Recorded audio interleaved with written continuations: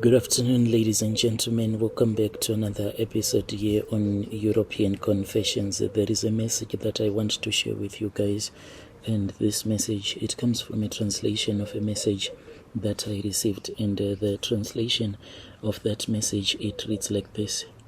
Hello, my brother, how are you? Can you please post my own story as hidden identity? My brother, what happened to me is that I ended up sacrificing my own mother. After I had sacrificed my own mother, then she became one with a snake that was given to me by this other traditional healer. And this snake, as we are speaking right now, it is my wife. She is my second wife. It is a half snake and half woman. My brother, when my story started, I have been moving. I can say that I have been to almost all Southern African countries in search of a better life. I went to South Africa. I went to Namibia. I ended up finding myself in Botswana. Whilst I was there, then there was bad luck. Bad luck struck me. This was after I had found a job. So I was working for this other old man who had a lot of cattle. After this old man decided to sell all of his cattle, I was then stuck. I was left without a job. After that, since I didn't have any documentation at all when I was going around looking for a job, then there was bad luck that happened to me. Then I was arrested and I was deported back to my country. Coming back, my brother, for me to get a job, it was proving to be very difficult, even though I am a teacher by profession, but I have never worked as a teacher. I am only a teacher on paper, even though I have never managed to find a job. So when I had returned back from Botswana, I saw that life was proving to be very difficult for me. So what I started doing is that I then became a street vendor. I was just walking around selling some stuff in town on the street. And this is what one of my jealous relative wanted me to become. My jealous relative wanted me to be one who can never achieve anything in his life. So all of this jealousness, it started just when I was about to graduate. It was said that that relative of mine from my mother's side then visited a traditional healer and they placed a curse on me, and the case was such that I was supposed to die just like my father, because when my father passed away, my father died without having achieved anything in his life, and this was the same curse that had been placed upon my life. So whilst I was selling as a street vendor, when I was going around visiting a lot of prophets, I had once visited this other prophet, and when I visited that prophet, then the prophet refused to tell me who my enemy was. But when the prophet was speaking with me, I could see that the prophet wanted to tell me, but the prophet didn't want me to go and fight with my relative. And it seemed as if this person who had bewitched me came from my mother's side. Hence I kept on suffering and there was no hope for me. I kept on surviving as a street vendor, and I was now married. I had a wife and I had kids, and I was even failing to take care of my mother. Speaking of my parents, even though they were really poor, but they had invested a lot in me by giving me a better education. The plan was that after I would have completed my university, then I was supposed to help my parents so as to take care of my siblings and sending them to school as well, just like my parents had did for me. But I had failed my mom, and my father had died of a broken heart. And when I finally reached my breaking point was when I saw that I could not provide a better life for my own wife and kids, and I could not take care of my siblings and my mom, whom I had left back in the village. So each and every time then when I would be going around, in my mind I would always tell myself that if it means that I have to sacrifice my wife and kids, then it has to be like that, so that I can take care of my own mom and my siblings, the ones that I had left back in the village. all that I wanted was someone who could assist me to perform these money-making rituals. Finally, I visited this other healer who stayed in a mountain. This mountain, it was very close to this other township, even though I do not want to mention the name of that township, but it is right here in Harare, in a certain township. Almost in the middle of that township, there is a big mountain, sort of like a hill. So we used to hear that there was a traditional healer that was staying way up on top of that hill or mountain. So a lot of people who comes from that township, they will immediately recognize this hill that I am talking about, because this traditional healer, he used to be very famous back in those days. So I used to pass through this place whenever I would be going to buy some stock that I would resell later on in the CBD. Finally, my brother, one day as I was passing through that area, that was when I got the nerves to climb up that mountain so that I can seek consultation with that traditional healer. Whilst I was going up that mountain, I saw that these people, what they had done is that they had created sort of like a stairway going up that mountain out of stone. And as I was going up, suddenly I then came across these two men that were quite scary. These two men that were scary, they stood in my path and they said that I was not allowed to go up until I would have told them what I was looking for. They asked me my name, they asked me who I was, my surname, my father's name, and my clan name, and what was troubling me, what had made me to climb up this forbidden mountain. These men, when I started telling them my name, my father's name, my surname, as well as my clan name, they became like statues. They were not responding anymore to me. They were like frozen when I responded to them. For a moment, I didn't realize that these men, they had became frozen in time, because usually when I speak to someone, I do not look at people directly in the eye. So as I was responding to those men's questions, the questions that they had given me, I was just looking aside. When I checked them, I saw that they were no longer responding. They seemed not to be breathing. So I started doubting myself, and I said, maybe this was not for me. Maybe I was never meant to be rich. Doubting myself, I then found myself climbing down that mountain in regret. But as I was about to climb down that mountain, one amongst those men that were frozen in time pointed at me, and he then pointed at me and he pointed up the mountain, and this was just a sign that I needed. This sign was saying, you can climb up the mountain and have a consultation with the healer that you are looking for. So I started climbing up the mountain, and as I approached the top of the mountain, I saw that there was a dark cave, and out of that dark cave there came a very small man. This man, I don't know if I can call him a boy or a man, but he seemed to be one who has a body that does not grow. It was a man who looked like a boy. This man instructed me to remove all of my clothes. He was holding an axe in his hand as he instructed me to remove all of my clothes.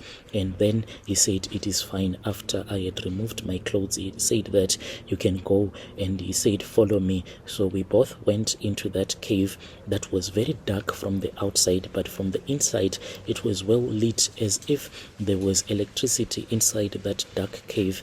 And when we entered into that cave, finally I saw where the consultation was taking place, and I looked and I saw that there was a tall dark fabric. What they had done with this tall dark fabric was that they had used it to divide the cave in half. On the other side of that dark fabric, that is where the traditional healer was always at. No one was allowed to see him. Even I, throughout the consultation until the day that he died, I never saw his face. I only heard his voice. That small man said to me that if I ever set my eyes on that traditional healer as powerful as he is, then instantly I will die.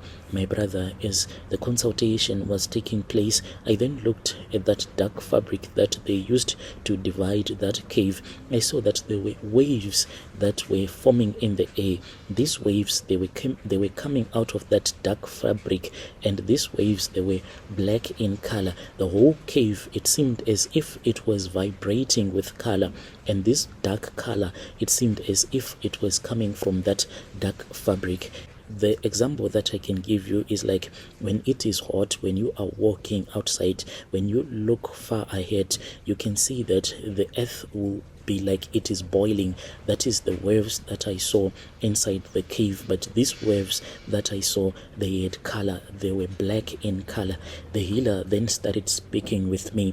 As the healer started talking, I felt like I wanted to laugh because his voice sounded funny. You know, like there are those people that like vibrate when they are talking, like their voice will be shaky when they are talking. So that is the unexpected sound that came out of that so-called powerful traditional healer. I wanted to laugh out so hard. I ended up biting my teeth, clenching them fast against each other because I didn't want to laugh and to be chased out of this mountain that I had entered into.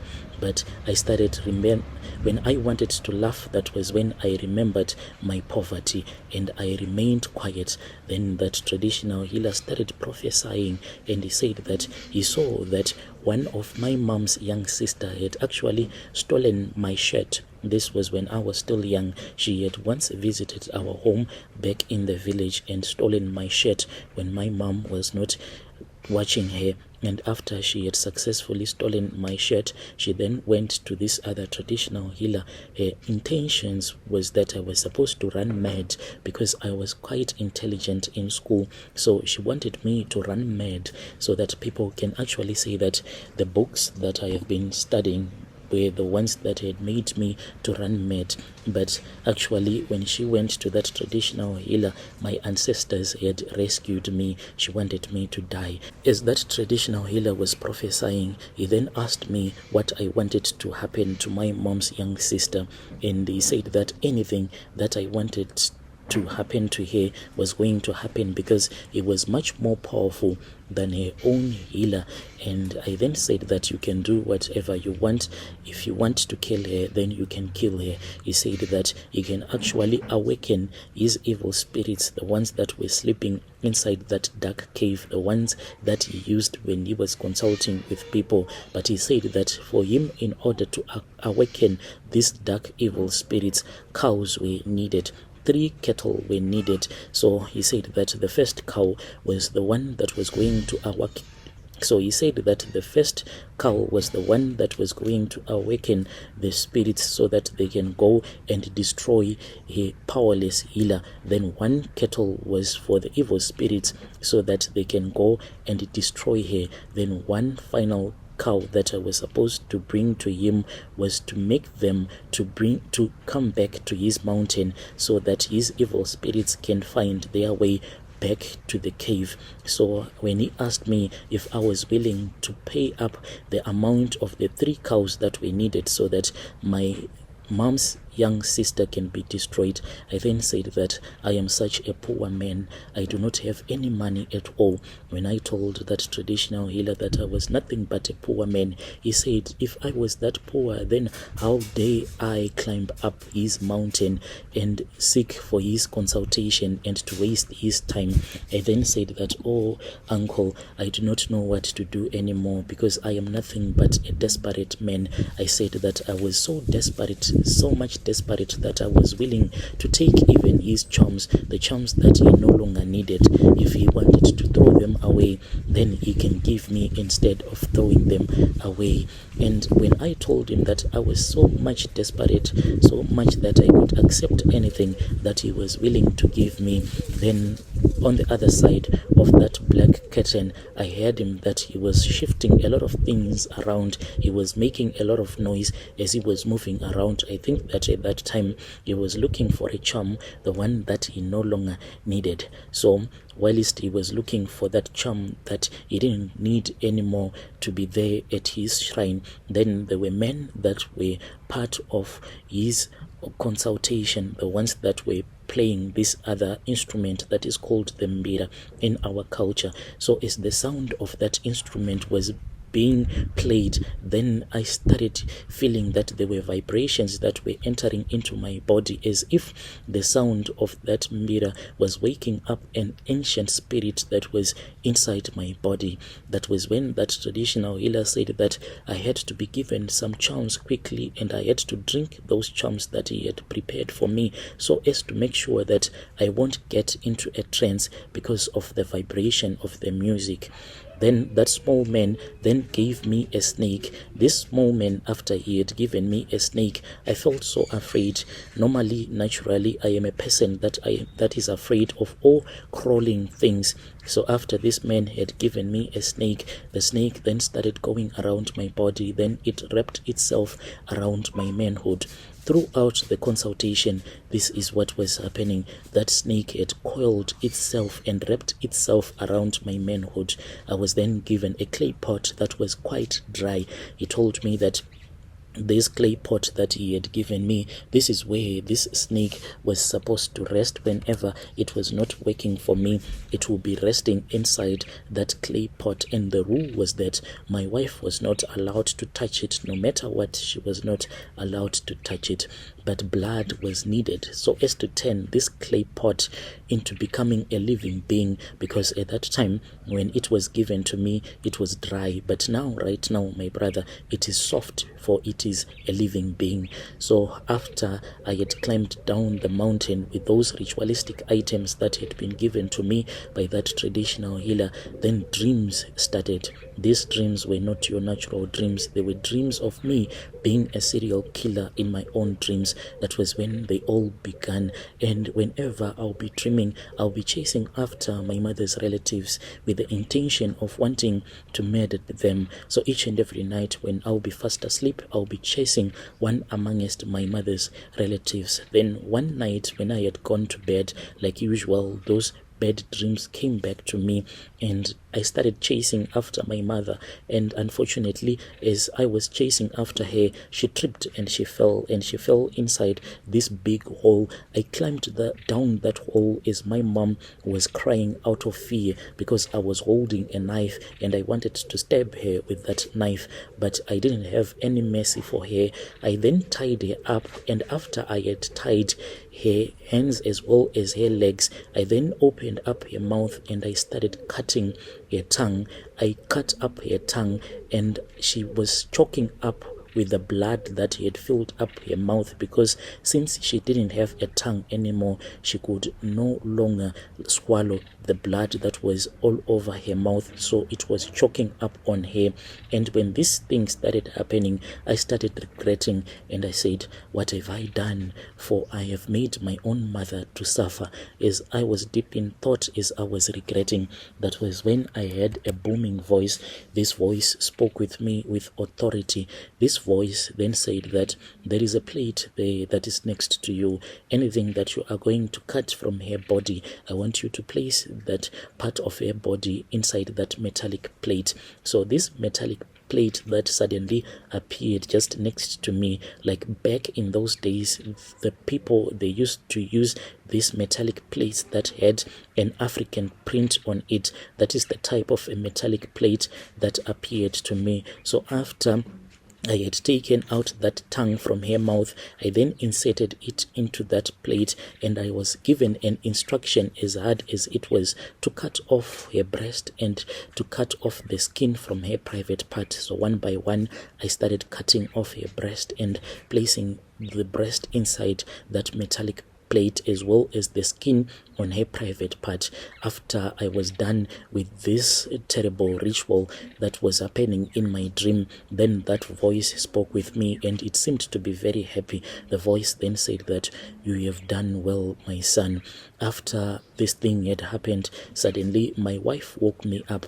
When my wife woke me up, she then showed me her phone and she said, look at the text message. And I started reading the text message, and I saw that this text message, it had been sent by my mother's neighbor, the one who was there in the village, and the neighbor had said that my mom had been murdered, and this was not a simple murder, but this was a ritual murder, just like it had happened in my dream. So it had happened now in reality. Those people that had murdered my mom, even though they were never found, they had removed my mom's body parts. This included her tongue, her breasts, both of her breasts, and the skin on her private part. That is how my mom died. So when we received this sad news, we then rushed back to the village so as to bury my mom. And at that time, when we were rushing back to the village, I never got the chance to look at my phone.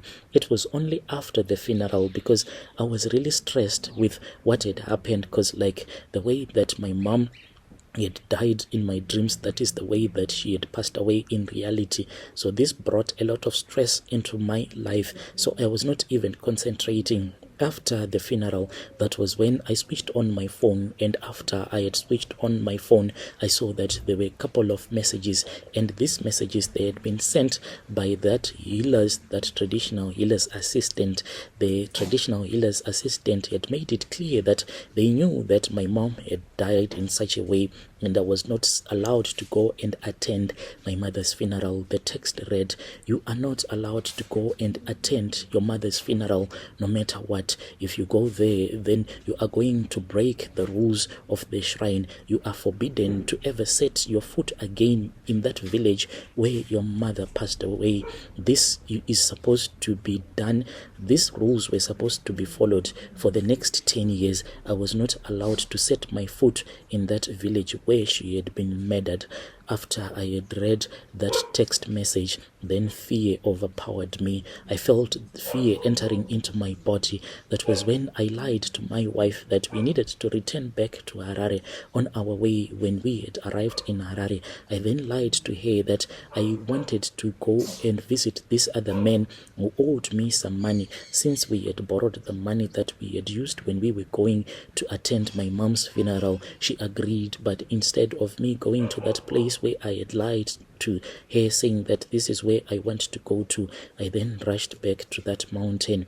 When I went to that mountain, I wanted to go up there so that I can speak with that traditional healer who had given me these tokologies that had ended up murdering my own mother, but I was refused entry. They said that I was not allowed to go up the mountain so as to consult with the healer, for I was dirty. I said, "How am I dirty?" They said that you are dirty for you to have a cleansing ceremony. The healer then said that he wanted $2,500. This was the amount of money that he wanted so that he can hold a cleansing ceremony for me. He didn't want me to enter under no conditions into his shrine as long as I was dirty. As I was leaving his shrine, as I was climbing down the mountain, I was in pain. Tears were flowing down my face because of the things that had happened, the things that I had done.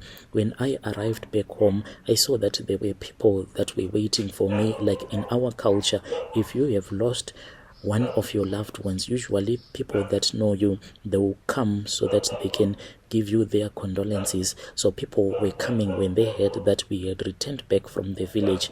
As I was sitting down speaking with several people, what they didn't realize is that just next to me there was a snake that was there, that was coiled, just resting next to me. In the evening, my brother, there was a person who entered into my bedroom when I was sleeping with my wife.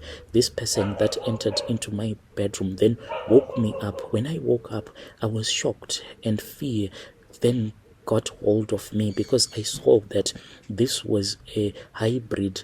This was like a tall snake, as tall as a human being. It had the body of a woman, then it had the head of a snake.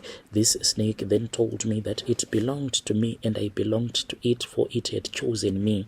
It told me that it was a female snake, and it then started complaining, and it said that for a very long time it had been starving for sex. When it was locked up in that cave by that traditional healer, it said that it had been sexually starved for 18 years because there was no way it could get the sex that it wanted. It told me that it had once slept with the person that had been given to it by that traditional healer. This was like 18 years ago. ago, and it said that it wanted it like now. And when I said no, I cannot have intercourse with a hybrid, then it started making that scary snake hissing sound. And when it started making that scary snake hissing sound, I knew that this was the end for me. When it told me that if I refuse to sleep with it, then it was going to bite me and I was not going to survive.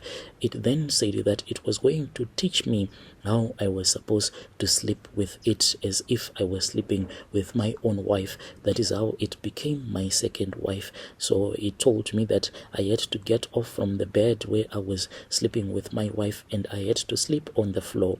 So it then slept on the floor as if it was my wife that was waiting for me to sleep with her.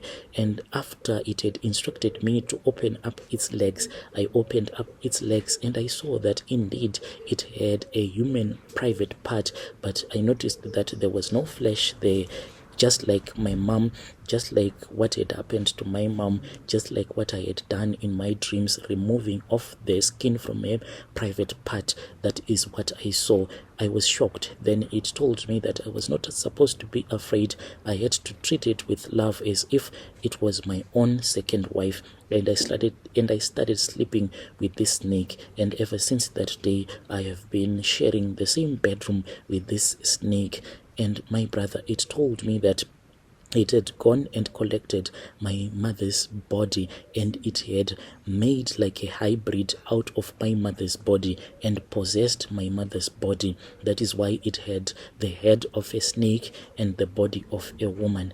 So my brother, when I heard that the traditional healer who had given me this tokology unfortunately had passed away, I then said that if I go and if I speak with these children who were now running the shrine, maybe they were going to feel sorry for me, maybe they were going to assist me. But my brother, I was so wrong. When I went there, his children then told me that the only thing that they can do is that they can open up the book. In that book, that was where my name was written and everything that their father had written.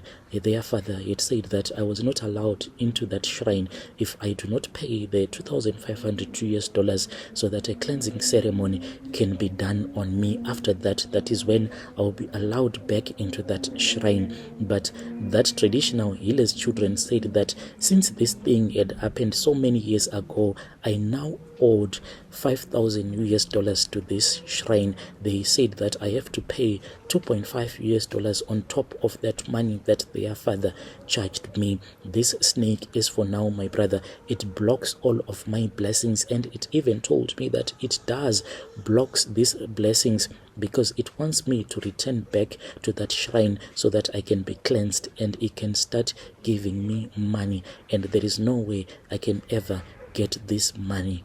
I do not know what to do anymore. Hence, I am looking for anyone that is willing to assist me with this huge sum of money so that I can get back on my feet. Dear listeners, right there was a message that was sent to me by one of our brothers. Then we had to give you this translation. Yo,